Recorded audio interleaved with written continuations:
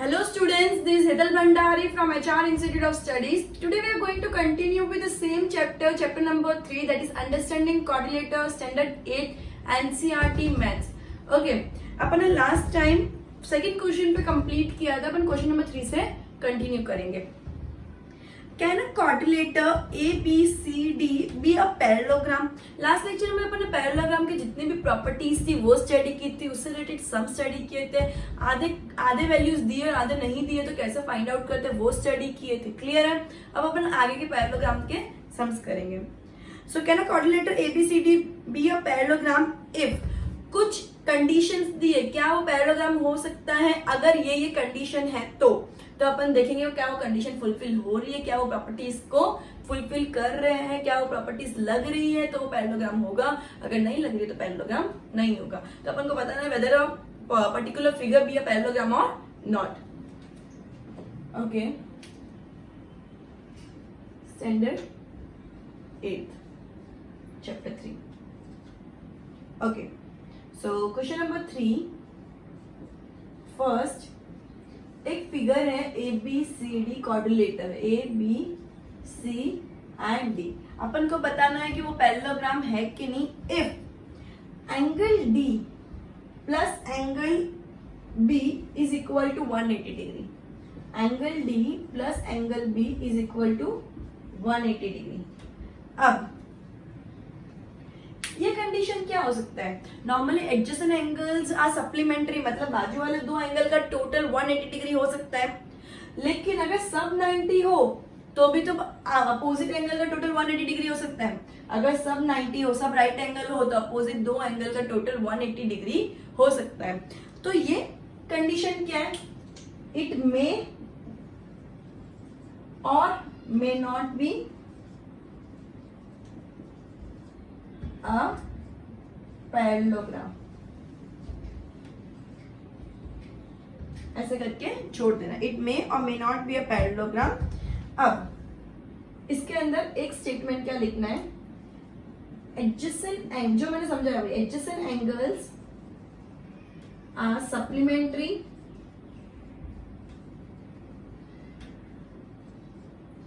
In parallelogram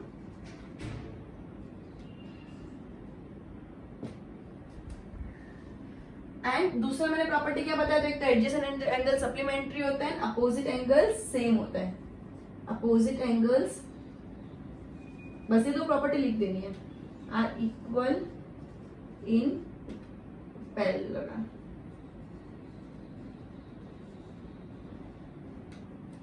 so if all the four angles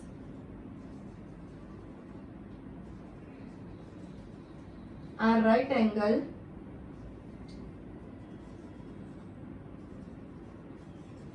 then the following quadrilateral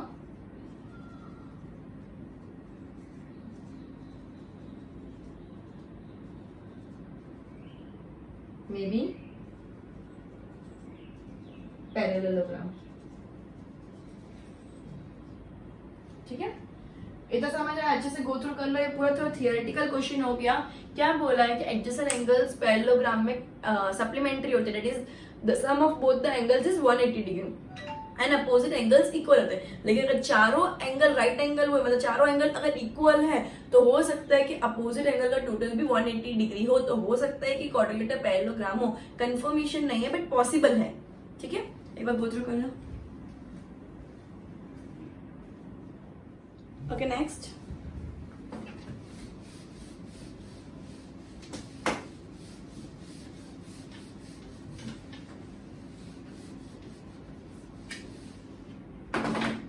क्या बोला है? A B, पहले एक बार क्वाड्रिलेटरल बना देते हैं. ABCD, ABCD. Okay, AB is equal to DC.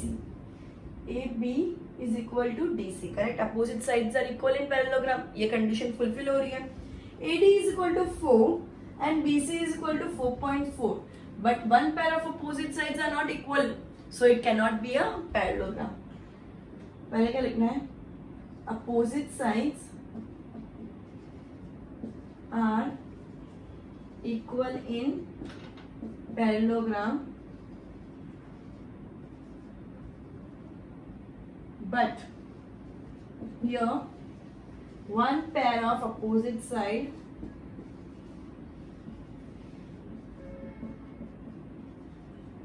that is AD and BC are not equal. Therefore, the following quadrilateral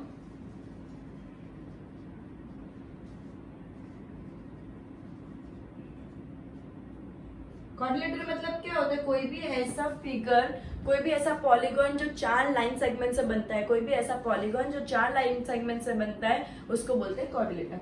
the following quadrilateral is not a parallelogram.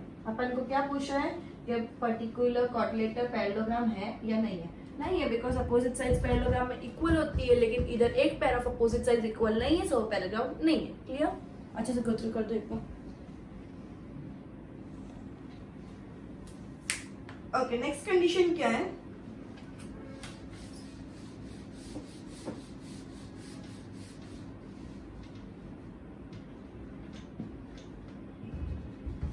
ABCD parallelogram quadrilateral है and angle A is equal to 70 degree and angle C is equal to 65 degree.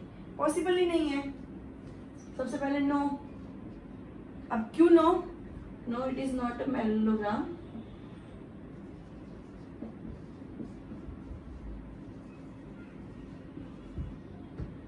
Because in parallelogram, opposite angles are equal.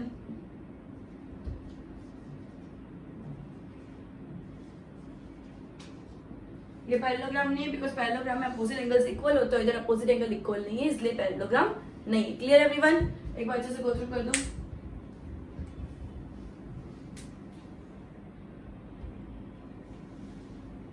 Okay, ये question इधर ही complete होता है. Next question.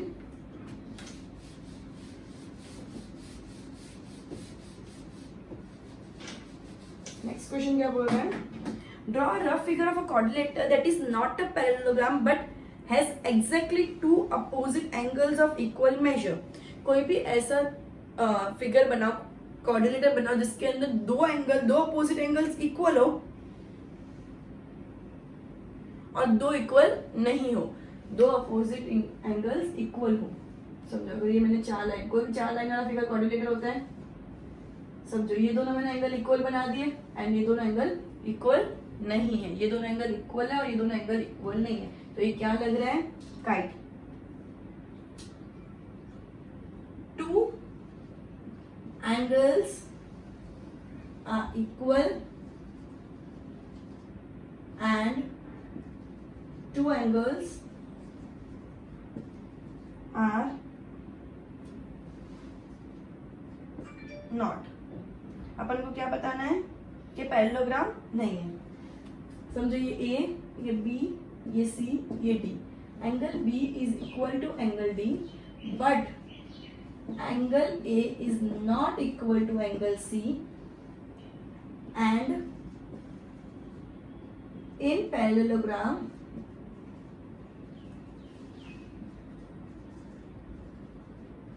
opposite angles are equal.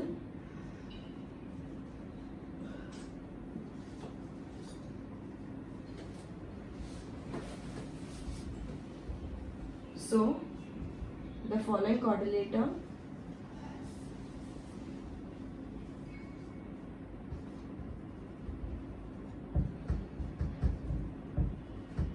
is not a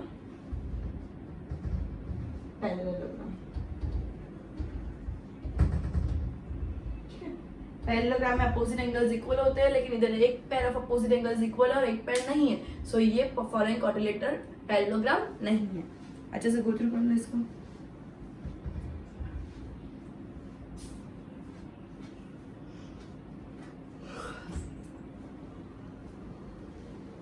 Okay. Let's switch to the next question. That is question number 5 of the same exercise. Okay, question number 6 of the same exercise. Two adjacent angles of a parallelogram have equal measures. दो adjacent मतलब दो बाजू बाजू वाला angle का equal. Sorry. Question number 5. The measure of two adjacent angles of a parallelogram are in the ratio 3:2. मतलब adjacent angle मतलब बाजू बाजू वाले एंगल का रेशियो क्या है 3:2. Find the measure of each of the angles of the parallelogram. समझो ये मैंने parallelogram बनाया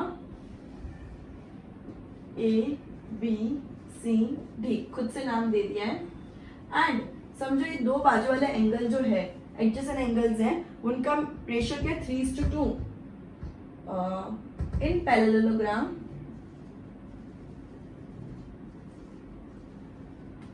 adjacent angles are supplementary. Therefore, angle A plus angle D is equal to 180 degree. अब एंगल A और एंगल D का ratio क्या दिया है 3:2. That is 3x plus 2x is equal to 180 degree. Correct? 3x plus 2x is equal to 180 degree. So 5x is equal to 180 degree. So x is equal to, therefore x is equal to 180 divided by 5. 5 3s are 15, 30. 5 6s are 30. अब x is equal to, therefore x is equal to 36 degree. Okay. So and therefore angle A is equal to 3x is equal to 3 into 36 degree is equal to 6 3s are 18, 3 3s are 9 plus 1 10, 108 degree. Clear? And angle D is equal to 2x, that is 2 into 36 degree, that is 72 degree. अब angle A and angle D समझ आ गया. Angle A is equal to angle C, therefore angle C is equal to 108 degree, and angle D is equal to angle B, therefore angle B is equal to 72 degree. और bracket में क्या लिखना है? Opposite angles are equal in parallelogram. Opposite angles are equal in parallelogram. इधर bracket में compulsory लिखना है. Clear everyone? पहले क्या बोला कि एडजेसेंट एंगल का रेशियो दे दिया तो अपन ने क्या बोला एडजेसेंट एंगल पैरेललोग्राम में सप्लीमेंट्री होता है. दैट इज दो एंगल का टोटल 180 डिग्री, दोनों का रेशियो दे दिया है तो अपन को x की वैल्यू मिल गई. x की वैल्यू से अपन ने एंगल का मेजरमेंट निकाल दिया और एंगल के मेजरमेंट से ये प्रूव कर दिया कि अपोजिट एंगल्स एज इक्वल है तो दोनों एंगल इक्वल होंगे करके चारों एंगल का मेजरमेंट निकाल दिया. एक बार अच्छे से गो थ्रू कर लो पूरा सम, फिर नेक्स्ट सम करती हूँ. Okay, next question, question number 6. Similar pattern.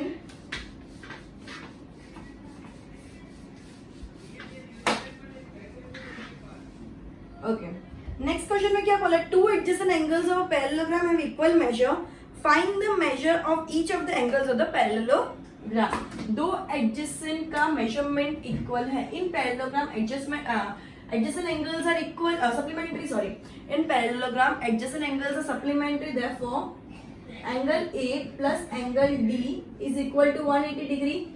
But angle A and angle D equal है, मतलब let angle A be x. Therefore, x plus x is equal to 180 degree. X plus x is equal to 180 degree. Therefore, 2x is equal to 180 degree. Therefore, x is equal to 180 divided by 2, that is 90 degree. मतलब angle A is equal to 90 degree. Therefore, angle angle A is equal to 90 degree and angle D is equal to 90 degree. Now, angle A is equal to angle C. Therefore, angle C is equal to 90 degree and angle D is equal to angle B. Therefore, angle B is equal to 90 degree. इधर bracket में क्या आएगा? इधर bracket में क्या आएगा? Opposite angles are equal in parallelogram. Opposite angles are equal in parallelogram. Clear everyone?